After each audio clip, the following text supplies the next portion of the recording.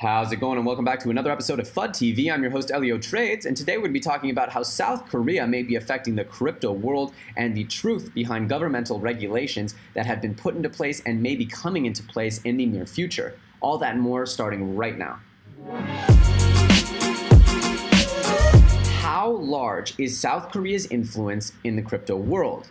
And this article on Cointelegraph does an amazing job of summarizing what's going on with South Korea and their impact on the cryptocurrency markets as a whole, and how we can understand their effect up to this point and going forward. Now, how large is South Korea's influence in the crypto world? The reality is it's quite large. It's believed that after the United States and Japan, South Korea is the world's largest market for trading cryptocurrencies. The population of South Korea is no more than California and Arizona combined. So the fact that they have such a high trading volume and participation in the cryptocurrency market is staggering. We see here in the charts below that as far as Bitcoin volume by currency, the South Korean won is 5% of that currency.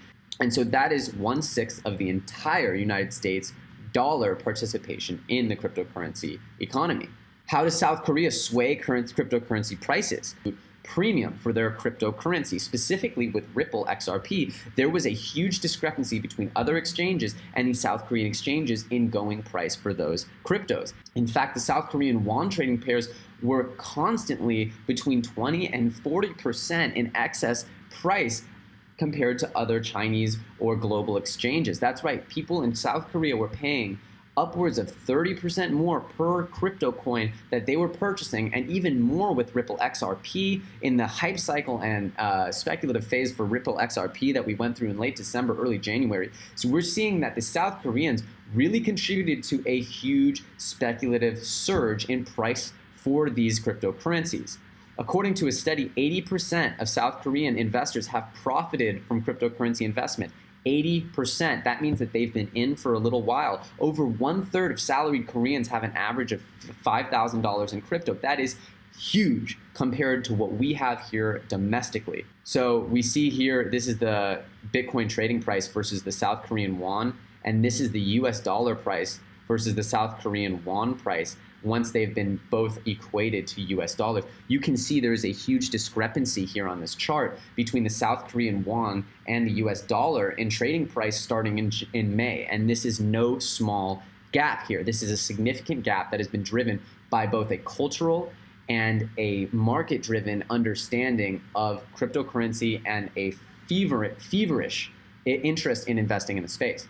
Since 2017, so much has happened in the South Korean world and market as it relates to Bitcoin and cryptocurrency trading that we have to start back in 2017 in July, when they legalized Bitcoin as an official payment method.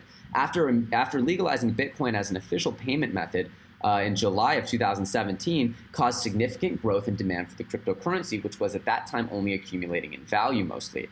In 2017, in August, the news broke that the North Korean hackers had targeted South Korean exchanges at the beginning of September, and then rumors started emerging of more regulation coming into the space. By December, these rumors turned out to be more serious, and that the speculations that this would turn into an outright ban of cryptocurrency grew and grew. And at this point, China had already been surpassed by South Korea in trading volume. Then again, China had been taken off of the cryptocurrency exchanges due to a local ban. 2018 has been very rough for the South Korean crypto economy as well.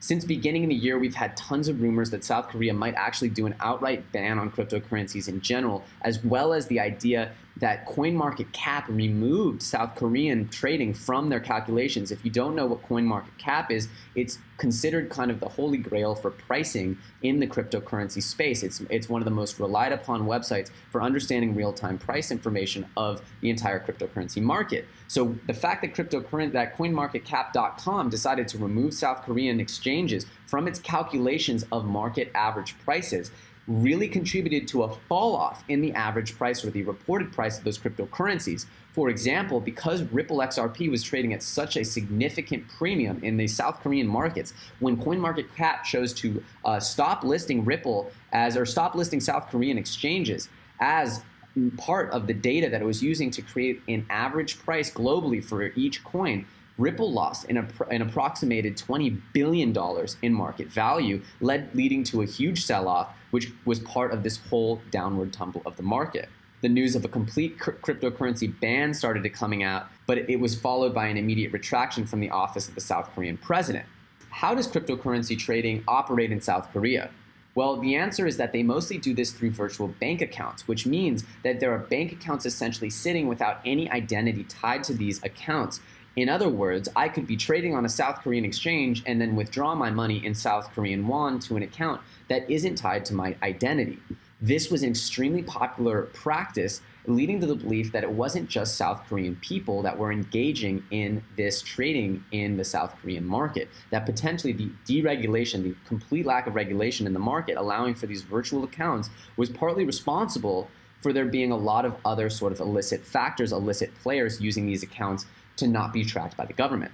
So when major banks, including Shinhan Bank, the second largest in the country, provide local cryptocurrency exchanges with virtual bank accounts, each investor can trade using the virtual account to deposit or withdraw large amounts of Korean won without actually having to use actual bank accounts that are costly and time-consuming.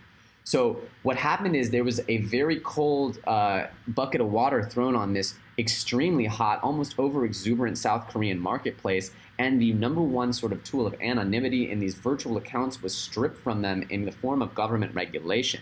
This was a huge hit on top of CoinMarketCap having their own recalculation of prices, which excluded the South Korean market because it was over-indexing and sort of dragging the prices away from what the real prices were globally, just because it was a strange market that might have been being acted upon by undue forces, illicit forces, that didn't really care that they were paying premiums in crypto because they were getting the added benefit of having anonymity. So are any of these proposed bans likely to go ahead? Well, they already did. All these cryptocurrency virtual accounts are no longer allowed to be used. In fact, all bank accounts that are being used to withdraw from cryptocurrency exchanges now need to know their customer, know their client, KYC regulation, so that there will be no more anonymity in the South Korean space, and the tax regulations have also been levied. Unfortunately, there is more negative news. Amid all this cryptocurrency ban confusion, there was actually confirmations that the South Korean government engaged in insider trading, meaning that while they were spreading FUD, fear, uncertainty, and doubt about the future of cryptocurrency in the country, they were secretly buying in at the market dips that were created. Essentially insider trading based on information that they had that the cryptos were not being banned, spreading FUD that they would be banned, and benefiting by buying at a lower price during the market dip. This is seriously bad behavior. We can hope that no government officials are engaging this behavior locally or anywhere in the world, and this is truly, truly disgraceful that the South Korean government did this. So how will these bans actually end up being enforced? And the reality is that it's mainly through financial probing, right? This is about tax burdens, this is about knowing your customers, this is about putting pressure on banks and putting pressure on people to properly report their taxes and assets as they have been required by the government. And so this is mainly going to be like the equivalent of an IRS probing that is done from a taxation standpoint in order to understand whether financial documents have been filed properly.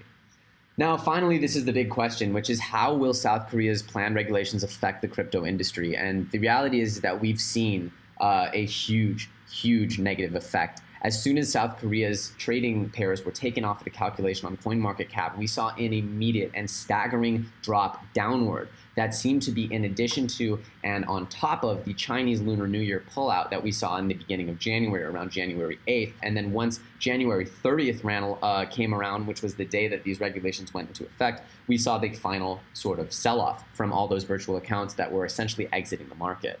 During the peak of all this news coming to the surface, the total market capitalization of all coins dropped by 40% in one day, recently dubbed Black Tuesday. Shortly after, it did climb back up, but we're still hovering around actually way lower than these numbers now. You know, we're actually dipping under 300 billion in the last 24 hours. So this market has really contributed towards a huge downturn in the cryptocurrency market as a whole. And the speculation is that this might last for a little while until the South Korean people learn to adjust and invest or work around these regulations, depending on how they choose to interact. But the real going theory is that the South Korean investors who love and understand the potential of cryptocurrency will continue to exist in the space and continue to invest. However, they will need to maneuver around what has just been a recent set of obstacles in the form of financial and governmental regulations imposed upon them in a domestic way.